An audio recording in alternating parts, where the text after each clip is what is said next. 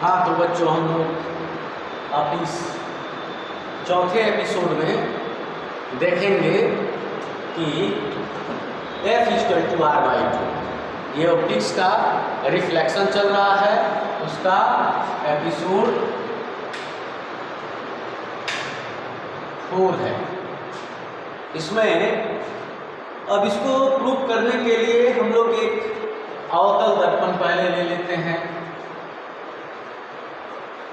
एक अवतल दर्पण लिए जिसका परावर्तक सतह धंसा हुआ है और इसमें इसके पार्ट्स पोल को, फोकस को और सी को दिखा दिए, सेंटर ऑफ कर्वेचर को, वक्रता त्रिज्या को। अब यहाँ मुख्य अक्ष के समानांतर एक प्रकाश की किरण को भेजेंगे तो ये किरण जो है ये कहाँ से होकर लौटेगी? फोकस से। ठीक है। और ये सी से होके जो किरण जाएगी, सी से होके जो किरण जाएगी वो सीधे सी की ओर से लौट जाएगी। इसको ऐसे होगा। क्यों? इसलिए कि कोई भी जो वृत्त होगा उसका ये केंद्र हुआ और ये त्रिज्या हुआ, वृत्त के केंद्र से परिधि को मिलाने वाली रेखा। अब इस पर अगर आप स्पर्श रेखा खींचते हैं तो ये त्रिज्या स्पर्श रेखा पर लंब होगी, तो ये सेंटर हुआ और सेंटर से होकर जो जाएगा रेखा वो इस पर क्या होगा? 90 डिग्री का एंगल बनाएगा। तो सी से होके जो जाने वाली रे है वो सी से ही लौट आएगा। और ये आपतित किरण और अभिलंब के बीच का कोण आपतन कोण, ये परावर्तित किरण और अभिलंब के बीच का कोण परावर्तन कोण। अब यहाँ हम लोग एक पॉइंट M मिरर मान लेते हैं। पॉइंट M मिरर मान लेते हैं। तो अब यहाँ देख रहे हैं कि ये I और ये I बराबर होंगे कि नहीं? तो और ये परावर्तन के दूसरे नियम से I R बराबर होते हैं, तो ये दोनों बराबर, तो फिर ये और ये बराबर होंगे। तो अब इसको लिख सकते हैं ऐसे कि माना किसी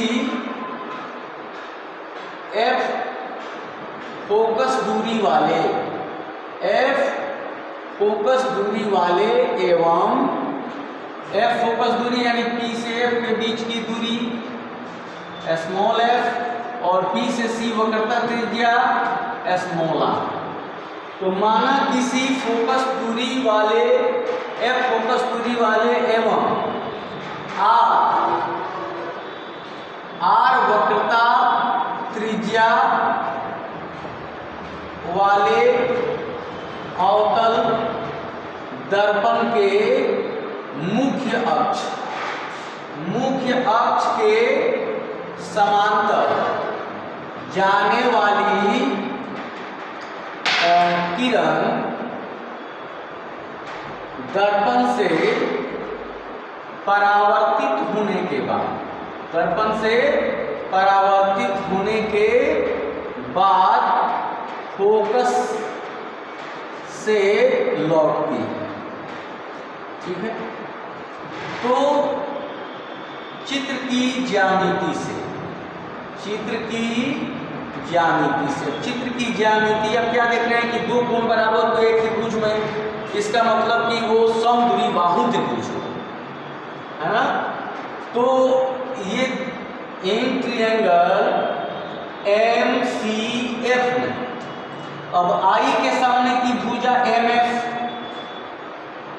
बराबर R के सामने की भुजा CF होगी, क्योंकि ऑलरेडी त्रिभुज ABC में अगर ये कोण और ये कोण आपस में बराबर है, जैसे कि ये हो गया 50-50 और ये हो गया 8। तो इसके सामने की जो भुजा ये है और इसके सामने की भुजा ये आपस में बराबर होंगे, तो इसलिए अब MF बराबर CF। अब हम लोग छोटे द्वारक का दर्पण लेंगे, क्योंकि बड़े द्वारक का दर्पण लेने से प्रायोगिक रूप से एक्सपेरिमेंटली किरणों का जो फोकस होगा वो अलग अलग बनने लगेगा। तो छोटे द्वारक यानी स्मॉल अपर्चर का जो मिरर लेंगे, वो मिरर जितना छोटा होगा तो यहाँ से जो रे को भेजेंगे तो ये पॉइंट M जो होगा वो P के करीब हो जाएगा। दर्पण जितना छोटा होता जाएगा, इसका एपरेचर मतलब यहाँ से यहाँ की दूरी जितनी छोटी होती जाएगी, ये पॉइंट M P के करीब होता जाएगा। तो छोटे द्वारक के दर्पण के लिए for mirror of small aperture, यानी छोटे द्वारक के दर्पण के लिए जो पॉइंट कौन सा M, पॉइंट M क्या होगा, will be very near to P। छोटे द्वारक के दर्पण के लिए पॉइंट M जो होगा वो P के काफी करीब होगा, इसीलिए हम लोग यहाँ क्या लिख सकते हैं, हेंस अतः MF की जगह पर PF बराबर CF। अब इसमें क्या चीज हम लोग देख रहे हैं कि हम लोगों को क्या ज्ञात करना है, यानी F और R के बीच क्या रिलेशन है। तो इसके लिए देख रहे हैं कि R यहाँ से यहाँ तक है और F यहाँ से यहाँ तक है, और ये इक्वेशन क्या बता रहा है कि PF-CF यानी PF और ये CF ये आपस में भी बराबर है। तो इसके लिए हम लोग क्या करेंगे, इसके लिए करेंगे ये कि परंतु PC इक्वल टू PF जोड़ FC, PF जोड़ FC। तो PC को क्या कहते हैं, वक्रता त्रिज्या R, और ये PF, और ये कह रहा है कि FC यानी CF जो है वो PF के ही बराबर है, CF PF के ही। तो यहाँ पर लिख सकते हैं PF। तो ये R equal to small f plus small f और R इक्वल टू 2f, तो F इक्वल टू R/2। इसका मतलब focal length is to be half with respect to radius of curvature, या radius of curvature is 2 times more than focal length। तो ये जो है इसे भी आप प्रूव कर सकते हैं, या उत्तल दर्पण में भी प्रूव कर सकते हैं, या एक ट्रिगोनोमेट्रिकल रिलेशन बना के भी आप प्रूव कर सकते हैं। जैसे कि एक और इसका एक तरीका हो सकता है,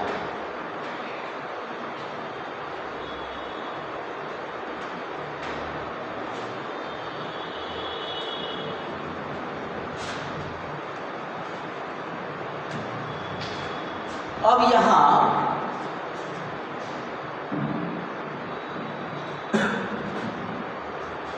एक कनकेव मिरर है PFC।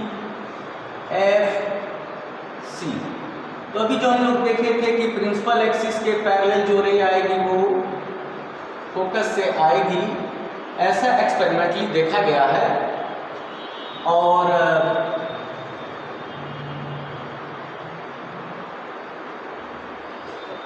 अब ऑलरेडी आप जानते हैं कि I और R आपस में इक्वल होते हैं, तो दोनों को I दोनों का R या दोनों को आप थीटा, चूंकि आप थीटा से ज़्यादा परिचित हैं, तो ऑलरेडी आप ये भी जानते हैं कि ये जो एक्सटीरियर एंगल हुआ बहिष्कोण, ये दोनों इंटीरियर एंगल के योग के बराबर होता है। ये जो होगा एंगल नंबर 3 वो एंगल नंबर 1 + 2 के बराबर होगा। इसका इससे कोई मतलब नहीं है। दूरस्थ यानी जो फार सिचुएटेड एंगल्स हैं उनके योग के बराबर होगा। तो ऑलरेडी ये दोनों आपस में बराबर हुए, थीटा थीटा, तो ये थीटा तो ये भी थीटा। तो फिर ये ट्रायंगल अगर पॉइंट M पे आके टकराता है ये, तो आप देख रहे हैं कि एम, सी और एफ में जो ये एंगल हुआ ये एक्सटीरियर एंगल हुआ और ये हो जाएगा 2 थीटा। तो इसके पहले आप जैसे देखे थे कि भाषा लिखे थे कि let a ray parallel to an incidence ray parallel to principal axis passing through focus after reflection to a concave mirror of focal length f and radius of curvature r। Same वही भाषा आप लिख देंगे और same वही लिख देंगे कि CN अभिलंब है। और फिर इसमें अब आप क्या ले सकते हैं कि अगर एक और मैथमेटिकल इसमें रिलेशन है कि साइन थीटा में अगर थीटा बहुत छोटा है, या ऐसे आप बता सकते हैं कि थीटा ऐसे लिख सकते हैं कि थीटा बहुत छोटा है, तो थीटा को लगभग साइन थीटा लिखा जा सकता है। या टैन थीटा में अगर थीटा बहुत छोटा है, अगर थीटा बहुत छोटा है तो उसे आप टैन थीटा के रूप में लिख सकते हैं, क्योंकि साइन धीरे धीरे बढ़ता है और टैन तेजी में इसका वैल्यू इसलिए बढ़ता है क्योंकि थीटा का एंगल बढ़ने पर ऊपर जो अंश है उसमें साइन का वैल्यू बढ़ता है और नीचे जो हर है कॉस उसका जो है वो वैल्यू बढ़ने से इसका वैल्यू कम करता है, तो वो लगभग एक ही होता है। इसमें आपको क्या ध्यान देना है? इसमें आपको ध्यान देना है कि थीटा अगर बहुत छोटा हो तो आप टैन थीटा मान सकते हैं। थीटा को क्यों छोटा माना गया? क्योंकि ये पराक्सीय रे है। क्या है? पराक्सीय रे। उपाक्षीय किरण यानी अक्ष के ठीक ऊपर जाने वाली किरण ग्रेजिंग करते हुए यहाँ M पॉइंट है, तो ये फोकस से आ रहा है, ये C है, तो यहाँ ऑलरेडी एंगल्स छोटे होंगे। तो वैसे लिख के हम लोग लिख सकते हैं चित्र की ज्यामिति से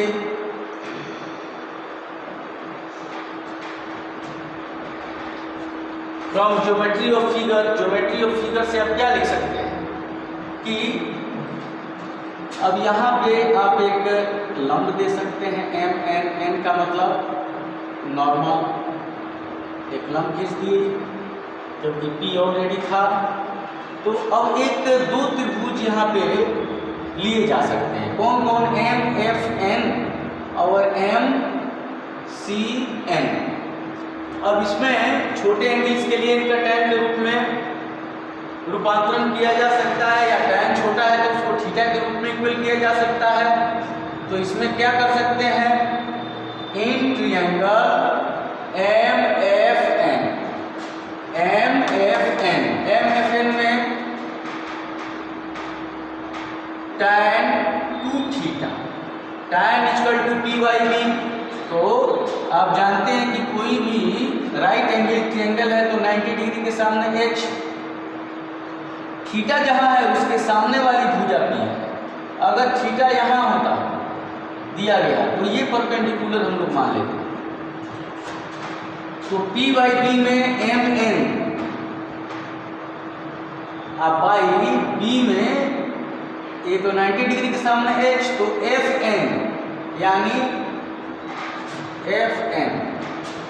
तो for mirror of A small aperture, छोटे द्वारक के दर्पण के लिए। छोटा द्वारक होगा तो ऑलरेडी ये ग्रेजिंग करने लगेगा, जितना छोटा होता जाएगा तो tan 2 theta will be almost equal to 2 theta. तो इसके लिए इक्वेशन 2 थीटा = MN बाई, अब FN की जगह पर FP रख देंगे। FP क्यों रख देंगे? क्योंकि दर्पण जब छोटे द्वारक का होगा तो उसका नॉर्मल जो आएगा वो भी काफी करीब ही होगा, तो P और N में कोई डिफरेंस होगा नहीं। इसे इक्वेशन 1 मान लिया। फिर एक इक्वेशन बना दिए अगेन इन ट्रायंगल क्या MCN में tan थीटा क्या tan theta equal to P/B। तो थीटा के सामने P mn और B nc, mn/nc, PC को mn और बाई nc के जगह पर PC भी लिख सकते हैं, और tan थीटा के जगह पर चूंकि 2 थीटा को स्मॉल है तो थीटा उसका आना ही है और छोटा हो गया, तो mn/PC, mn/PC। अब इसको इक्वल करने के लिए हम लोग क्या करेंगे, इस इक्वेशन को इक्वल करेंगे ताकि इसको बराबर कर सकें, ताकि mn कांस्टेंट कट जाए और फिर PF यानी फोकल लेंथ और PC यानी R के बीच एक रिलेशन हो। तो इसको ऐसे लिख सकते हैं, थीटा बराबर 2 थीटा, क्या लिख देंगे, लिख देंगे 2 थीटा इक्वल टू 2 mn/PC। ठीक है, तो ये बराबर हुआ। अब यहाँ पे इस 2 थीटा बराबर 2 mn/PC को क्या कर दिए, इक्वेशन सेकेंड मान लिए।